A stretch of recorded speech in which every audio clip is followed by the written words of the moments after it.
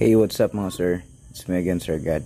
For tonight's video, i-reset ko yung aking time dito sa aking motor. Kasi minsan na itong nalobat. At yung nalobat yung motor ko, nag-stop din yung orasan.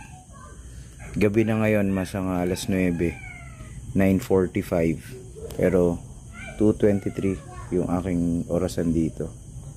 Subukan nating i-reset sa tamang oras niya.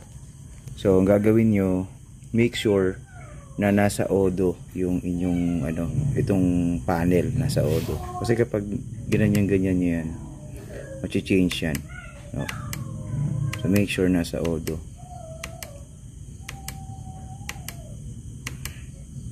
So, yan, nasa odo siya, diba? Tapos, i-hold nyo siya. Ayan. Hanggang sa magbi-blink na yung time sa oras, ito sa minuto. So pwede mo na ngayon itong ma-adjust. Press ka lang dito, no? Press natin. Lagay natin sa 9. So ngayon nasa 9:45 na.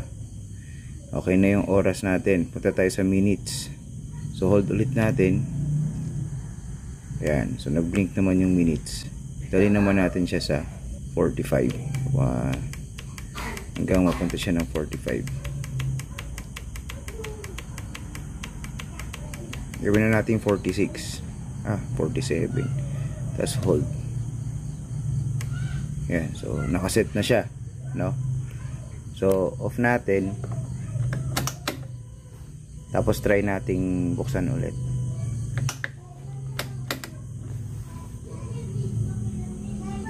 Alright, so goods mga sir, no? Na-set na natin yung ating orasan sa ating Aerox version 2. Meron tayong the same na problem with regards to resetting the time. Maybe this video can help you. So kung nakatulong tong video na to, paki-like and subscribe. Thank you so much. God bless us all. Ride safe mga sir.